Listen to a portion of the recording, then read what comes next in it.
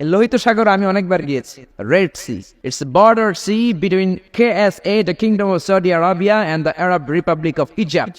মিশর এবং সৌদি আরবের মাঝখানে বর্ডার সাগর, এটা লোহিত সাগর। এটার এই মাথায় দাঁড়ালে ওই মাথায় সৌদি আরব। সুবহানাল্লাহ কইবেন না? এই লোহিত সাগরে ফেরাউন ডুবে মরেছে। অনেকে বলে নীল নদে ডুবে মরেছে, ভুয়া কথা। আমি ফেরাউনের দেশের মানুষ মিয়া, এই তথ্য আমার কাছ থেকে শুনেন। আমি ফেরাউনের দেশে ছিলাম 5 বছর, নীল নদের পানি খেয়েছি আমি 5 বছর। সরাসরি নীল নদ থেকে নিয়ে খাই নাই। আবার মিশরের সরকার রিফাইনিং করে, পরিশোধন করে পাইপলাইনের মাধ্যমে গোটা মিশরে ছড়িয়ে দিয়েছে। নীল নদ লম্বায় সবচেয়ে বড়, আড়াআড়িতে বড় নয়। আপনি ভালো সাঁতার জানলে আড়াআড়ি পাশের দিক থেকে আপনি নীল নদকে ক্রস করে ওদিকে চলে যেতে পারবেন, কিন্তু লম্বা এটা 6695 কিলোমিটার লম্বা, পৃথিবীর সবচেয়ে বড় নদ। এটা জান্নাতের নদ।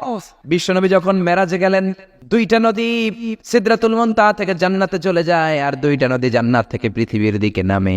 বিশ্বনবী ডেকে বললেন, জিব্রাইল, যেই 2টা নদী জান্নাত থেকে দুনিয়ায় নামে, এই নদীটার নাম কি? বিশ্বনবী বললেন, একটা ইরাকের ফোরাত নদী, আর একটা হলো আপনার ভাই মুসার দেশ মিশরের নীল নদী। কোন সুবহানাল্লাহ। ফেরাউন বলল, আমি জীবনে মুসারে আসতে দিব না পৃথিবীতে। আল্লাহ বললেন, তোর ঘরে আমি মুসারে বড় করে ছাড়বো। কোন ঠিক কিনা? মুসার মা মুসা আলাইহিস সালামকে সিন্ধুকে করে এই নীল নদে ভাসিয়ে দিয়েছেন। ফেরাউন এই নীল নদে মরে নাই, সে মরেছে লোহিত সাগরে মরে। বিশাল লোহিত সাগরে রাস্তা হয়ে গেল। সাইয়েদনা মুসা আলাইহিস সালাম আল্লাহর শুকরিয়া করে বনি ইসরাইলের মুমিন বান্দাদেরকে নিয়ে, তার কর্মীদেরকে নিয়ে, তার অনুসারীদেরকে নিয়ে, তার সদস্যদেরকে নিয়ে রওনা হলেন। দৌড়াতে দৌড়াতে লোহিত সাগরের এই মাথা থেকে ওই মাথা চলে গেলেন। ফেরাউন ইন দ্য মিন টাইমে চলে এসেছে তার বাহিনী নিয়ে। এসে দেখে মাশাআল্লাহ এত সুন্দর রাস্তা, বিশাল ব্রিজ, চমৎকার শক্ত ব্রিজ। বাঁশ টাস দেওয়া হয় নাই, যে ব্রিজের ভেতরে দেওয়া হয়েছে শক্ত রড। এই ব্রিজ দেখে তো মহা খুশি, মনে হয় যেন ওর বাবার টাকায় ব্রিজ বানানো হয়েছে। সে অর্ডার করলো, march on the bridge, march on my soldiers on the bridge and try to reach মুসাস। আমার এই সামনের ব্রিজটা পার হয়ে যাও, মুসাকে খপ করে ধরে নাও, আল্লাহকে দ্বারা ধরাইতেছি আমি। ফেরাউনের অর্ডার শুনে সেনাবাহিনীরা লেফট রাইট করে মার্চ করতে শুরু করলো। যেতে যেতে ব্রিজের এই মাথা থেকে ফেরাউন সহ সৈনিকেরা যেতে যেতে ব্রিজের মাঝ বরাবর যখন চলে এসেছে, আল্লাহ মুসারে ডেকে বললেন, ও মুসা, অ্যাকশন নিবার মনে চাই কিনা? মুসা নেই বললেন, মনে চায়। অনেক জ্বালাইছে বেয়াদবটা আমারে, ঘুমাইতে দেয় নাই, খাইতে দেয় নাই, খালি হামলা চালায়। এখনো এরকম মুসলমানদের ঘরে ঘরে হামলা আসরা নাই। ঘরে ঘুমাতে পারে না, নিজ এলাকায় থাকতে পারে না, অন্য থানায় চলে যায়, অন্য গ্রামে চলে যায়, রাতের ঘুম নাই, আত্মীয় স্বজনের সাথে দেখা নাই। দুনিয়ার বুকে কষ্ট করে যাও, জান্নাতের দরজা আল্লাহ তোমাদের জন্য খুলে রেখেছেন। আল্লাহ বললেন, অ্যাকশন নিবার মন চায় কিনা মুসা? মুসা বললেন, অবশ্যই। আল্লাহ বললেন, অ্যাকশন নিতে চাইলে আর দেরি করা যাবে না, লাঠিটা তোলো। সুবহানাল্লাহ কইবেন না? মুসা আলাইহিস সালাম লাঠি তুললেন। লাঠি তোলার সাথে সাথে লোহিত সাগরের এই মাথা থেকে ওই মাথার বিশাল ব্রিজ, পুরো ব্রিজকে ভ্যানিশ করে দিল কে?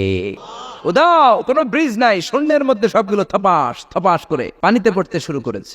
ও মিয়া, লোহিত সাগর এটা বাংলাদেশের পদ্মা যমুনার মতো হবে মনে হয়, তাহলে মেঘনা নদীর মতো, ব্রহ্মপুত্র, কপোতাক্ষ নদ, বিশাল বড় সাগর, কোনো কুল কিনারা পায় না।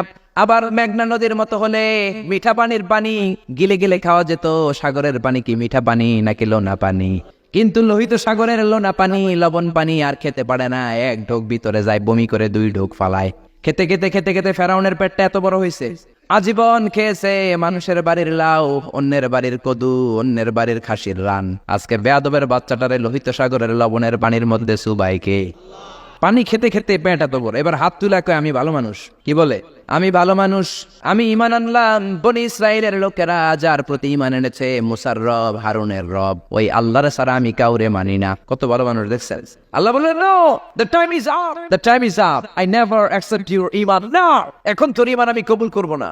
জিব্রাইল রে বললেন, ওর মাথাটা একটু ঠাইসা দাও, আর একটু সুবা দিয়া, আর একটু লোনা পানি খাওয়া।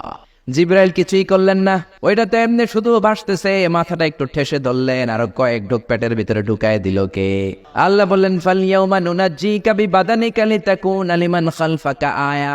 ও ফেরাউন, তুই মরে গেলি, কিন্তু তোর লাশকে আমি মারবো না। তোর লাশটা গলবে না, পচবে না, কোনো কীট পতঙ্গ তোরে খাবে না, কোনো তিমি মাছ তোর দেহের মধ্যে তার জিহ্বা লাগাবে না। কিয়ামত পর্যন্ত তোর চাচাতো ভাই, খালাতো ভাইদের জন্য তোর দেহটারে আমি শুটকি বানিয়ে রাখলাম। আজও ফেরাউনের লাশটা রয়ে গিয়েছে। আমি নিজ চোখে ফেরাউনের লাশ দেখেছি। মিশরের রাজধানী কায়রোর তাহরির স্কয়ারে তাদের যে মিউজিয়াম, ন্যাশনাল মিউজিয়াম এর রয়্যাল মমিস চেম্বারে, আমরা তো আজহারের ছাত্র, ফ্রিতে ঢুকতাম, ফ্রি ঢুকছি, ফ্রি লাশ দেখেছি। পুরো দেহটাকে ব্যান্ডেজ করে রাখা হয়েছে। ফেরাউনের চারদিক দিয়ে আমি ঘুরলাম, এমনি রয়েছে এমনি। আমি কই ফেরাউন চাচা কেমন আছো? কোনো কথা নাই। আমি বললাম আমাদের লিডার মুসারে তুমি কম জ্বালাও নাই, গ্লাসের মধ্যে তুমি আটকানো।